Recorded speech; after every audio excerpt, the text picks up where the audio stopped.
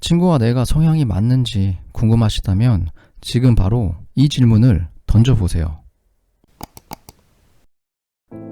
안녕하세요. 완벽한 낯가림입니다. 저는 INTJ인데요. 그 중에서도 I 성향이 95나 됩니다. 그래서 그런지 다른 사람하고 관계 맺는 게 상대적으로 굉장히 어렵습니다. 그래서 채널명도 완벽한 낯가림으로 지었죠. 이 오해 외향성으로 살아가려고 하다 보니까 유튜브에서까지 제 모습을 드러내는 게 굉장히 힘들더라고요. 사실 저뿐만 그런 게 아니죠. 우리 모두한테 이 관계라는 것은 정말 어려운 건데요. 잘 지내는가 싶다가도 나도 모르는 이유로 갑자기 싸해지기도 하고요. 가까워질수록 서로에게 더 조심해야 될 것 같고 안 친한 사이는 그렇다고 더더욱 어렵죠. 서로를 잘 알기까지의 시간과 노력도 굉장히 많이 들어갑니다. 또 그렇게 노력을 한다고 해도 잘 되는 것도 아니에요. 심지어는 해도 겉도는 관계가 유지되는 사람이 있습니다. 저는 저희 팀장님하고 항상 겉돌아요. 아무튼 그렇다면 관계를 시작하기 전에 나랑 성향이 맞는 사람인지 먼저 알고 시작한다면 어떨까요? 좀 도움이 되지 않을까요? 그래서 제가 오늘은 이 사람이 나랑 맞는지 그걸 알아내는 테스트를 알려드리겠습니다. 이 질문 하나면요 바로 알 수 있어요. 생각보다 재밌으니까 여러분들도 지금 바로 써먹어 보세요. 옆에 있는 사람한테. 자, 나랑 성향이 맞는지 안 맞는지 궁금한 친구와 대화하는 상황입니다. 해볼게요. 너랑 나랑 투룸을 계약을 했어. 월세는 100만 원이야. 그러니까 반반 내자. 너 50, 나 50. 근데 큰 방을 쓰는 사람이 10만 원을 더 내기로 하자고. 네. 그럼 여기서 문제 나갈게요. 과연 큰 방을 쓰는 사람이 얼마를 내야 할까요? 여러분들도 잠깐 영상을 멈추고 이 큰 방을 쓰는 사람이 얼마를 내야 하는지 댓글로 한번 달아주세요. 과연 저와 성향이 몇 분이나 맞는지 한번 보겠습니다. 대답은 크게 두 가지로 나뉠 겁니다. 60만 원이라고 하는 사람도 있을 거고요. 55만 원이라고 하는 사람도 있을 건데요. 물론 더 다양한 답을 내놓을 수도 있겠습니다. 우리는 여기서 첫 번째 사실을 알게 됩니다. 이 사람마다 생각하는 월세가 다르다는 거죠. 60대 40인지 55대 45인지 이 100만 원을 반으로 가르면 50만 원이고 거기에 10만 원을 더 내면 60만 원이다. 아니야. 10만 원을 더 내기로 한 거니까 55만 원을 내면 45만 원보다 10만 원을 더 많이 내는 거니까 이게 맞잖아. 여러분 일단 이건 해결을 하고 못하고의 문제는 아닙니다. 수학처럼 정확한 답을 찾으려는 질문도 아니죠. 왜냐하면 문제를 바라보는 사람마다의 각자의 입장 차이가 있기 때문입니다. 작은 방을 쓸 사람은 자기가 낼 월세 50만 원에서 10만 원을 덜 내는 계산을 할 거고요. 큰 방을 쓰는 사람은 50에서 10을 더 내면 60인데 그러면 20만 원을 더 내는 거니까 10만 원 차이 공평하게 55대 45라고 계산을 하겠죠. 같은 100만 원 안에서 자기의 입장과 관점에 따라서 60대 40이 될 수도 있고 50대 45가 얼마든지 될 수가 있습니다. 저는 실제로 이걸 후배한테 물어봤습니다. 그랬더니 이렇게 대답을 하더라고요. 그냥 50대 50을 낼게요. 그럼 큰 방 쓰는 사람이 10만 원을 더 내면 그 돈으로 관리비를 내겠어요. 네, 여러분 어떠신가요? 저는 솔직히 당연히 60대 40인 줄 알았습니다. 55라는 숫자는 생각조차 못했어요. 근데 55라는 숫자를 듣고 나서야 그렇게 계산할 수도 있겠구나 싶었습니다. 이게 간단히 월세 나누기 문제 같지만 잘 생각해보면 인간관계에 대한 그 사람의 관점을 보여주는 건데요. 상대방보다 10만 원을 더 낼 것인가 아니면 내가 원래 내기로 했던 비용에서 10만 원을 더 낼 것인가 어떤 관점에서 10만 원을 더 낼 것인가 이 명제를 제대로 설정하지 않으면 절대 결론을 낼 수 없는 문제입니다.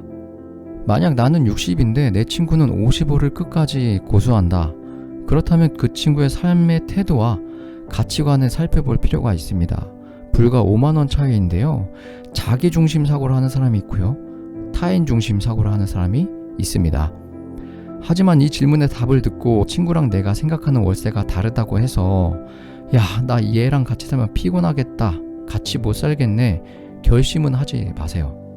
우리가 어떻게 해야 이렇게 성향이 잘 안 맞는 사람들과도 좋은 관계를 맺을 수 있을지 그 문제의 답을 찾아보면 되겠죠. 책 포스메이킹에서는 이렇게 이야기하고 있습니다. 상대방과의 관계를 유지하는 가장 중요한 요인은 바로 나에 대한 자신감이다 라고 말이죠. 길을 걷다가 친하진 않은데 우연히 아는 사람을 오랜만에 만났을 때 내가 먼저 아는 척하면 혹시 이상하게 생각하지 않을까? 아침에 선배 귀걸이가 이뻐 보였는데 이뻐 보인다고 말했다가 괜히 기분 나빠하면 어떡하지? 이렇게 매 순간 어떡하지의 삶을 살면 결과는 뻔합니다. 실패죠. 실패하면 또 생각합니다. 나는 왜 맨날 이럴까? 자신을 또 탓합니다. 적어도 자신감 하나만 있어도 이런 실패라는 결과를 정해놓는 습관은 절대 없을 겁니다. 이게 인간관계에도 똑같이 적용이 된다는 건데요. 그렇다면 이 관계의 밑바탕인 자신감은 과연 어디서 오는 걸까요? 영화 슈퍼맨이나 배트맨을 보면 알 수 있습니다. 그 영웅, 처음부터 자신감이 넘쳐서 사람들을 구하러 다녔던 게 아니죠. 바로 자신의 힘을 알게 되면서부터 시작한 겁니다. 우리도 마찬가지입니다. 스스로를 인정하면 되는 건데요. 나에 대해 온전히 알고 있을 때 나를 인정하는 순간 더 과감하게 행동할 수가 있는 거죠. 내가 먼저 아는 척하고 싶은 마음, 그 마음은 그 사람에 대한 나의 호감이 있는 겁니다. 상대방에게 기쁨을 주기 위해서 인사를 하는 게 아니고요. 내가 그 사람을 좋아하니까 인사를 하고 싶은 거죠. 그걸 알아야 돼요. 사람과의 관계를 개선하고 싶다면 나 관점에서 모든 문제를 바라봐야 하는 거죠. 한 가지 예를 들어 볼게요. 제가 지난주에 아들 친구를 하루 동안 봐준 적이 있어요. 이유는 그렇습니다. 아들 친구의 엄마가 아파서 링거를 맞아야 되는데 유치원 방학이라 아이 봐줄 사람이 없다는 거예요. 제가 그 얘기를 듣고 바로 데려오자고 했습니다. 평소에 많이 친하지도 않은 사이인데 이런 부탁을 할 정도면 상황이 많이 안 좋은가 보다 싶었어요.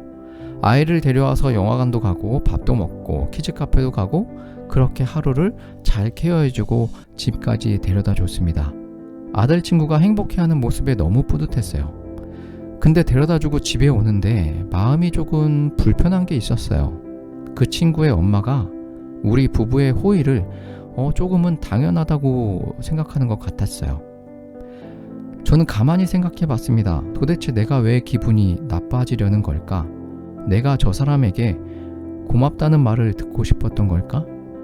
네, 저는 저 자신을 몰랐습니다. 내가 왜 그 아이를 하루 동안 보살펴 줬는지, 그 이유는 그 엄마가 아파서 걱정이 돼서 그런 게 아니었어요. 저는 그 아들 친구의 엄마의 부탁을 들어주는 게 제 마음이 편했던 겁니다. 아프다는 사람한테 나는 바빠서 당신 아들 봐줄 시간이 없어요 라고 말하는 게 싫었던 거죠. 결국엔 내가 싫은 걸 하지 않기 위해서 하루 동안 봐준 거예요. 그냥 날 위해서 내 마음이 편하자고 봐준 겁니다. 그러니까 그 아이의 엄마가 당연하게 생각을 하던 아니면 정말 너무 고마워하던 그건 상관이 없는 거죠. 제 자신의 생각을 알고 나니까 마음이 편해졌습니다. 네, 이렇게 매사에 내 마음을 깊숙이 솔직히 알고 나니까 더 좋은 에너지로 다른 사람들을 대할 수 있게 되더라고요. 그런데요, 이렇게 나를 인정하고 자신감을 갖고 관계를 유지하려고 노력하는데도 늘 고민되는 사람들이 있습니다. 저랑 정반대의 사람들이죠. 굉장히 에너지틱하고요, 매력적인 사람들, 요즘 말로 하면 인플루언서나 핵인싸, 어떻게 따라하고 싶어도 저는 도저히 따라할 수 없는 그런 매력을 지닌 사람들이 있습니다. 그런 사람들하고 관계를 맺는 게 굉장히 힘들어요. 그런 사람들 주변에는 늘 여러 사람들이 몰려 있습니다. 그렇다고 또 오랫동안 관계를 유지하는 것도 아니에요.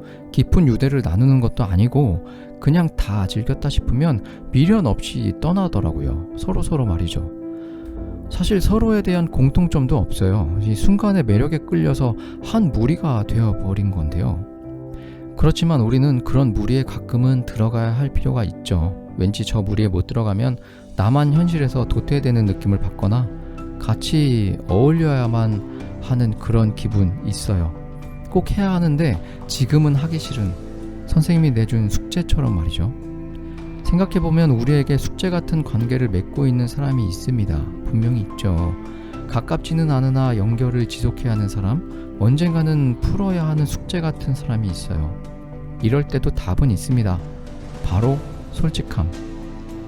그런 관계에서는 솔직한 것 이상의 더 좋은 방법은 없습니다. 하고 싶은 말은 해야죠. 상대방의 기분을 따지거나 아니면 관계가 끊어질까봐 두려워서 그래서 하고 싶은 말을 아껴둔다면 관계는 절대 개선되지 않을 겁니다. 솔직하게 다 말하지 않으면 숙제는 남아있을 거예요. 그리고 그보다 더 중요한 사실은 상대방한테도 내가 숙제라는 거죠. 상대방도 마찬가지예요. 나를 숙제로 남겨둘 겁니다. 원래 이 관계라는 자체가 힘듭니다. 인간관계처럼 어렵고 복잡한 게 또 없어요. 여러분, 상대방에게 좀 더 솔직하게 나의 마음과 기분을 풀어놓는다면 서로를 숙제처럼 밀어두고 마음에 담아두는 관계가 아니라 마음을 열고 대하는 진실한 관계가 되지 않을까 생각합니다. 나랑 맞지 않는 사람이야 라고 생각하고 손절하지 말고요. 그렇다고 관계를 밀어두지도 말고 오늘부터라도요, 나를 인정하고 자신감을 가지고 상대방을 거짓 없이 대한다면 분명히 더 좋은 관계를 만들 수 있을 겁니다. 오늘도 영상 봐주셔서 감사하고요. 지금까지 완벽한 낯가림이었습니다. 감사합니다.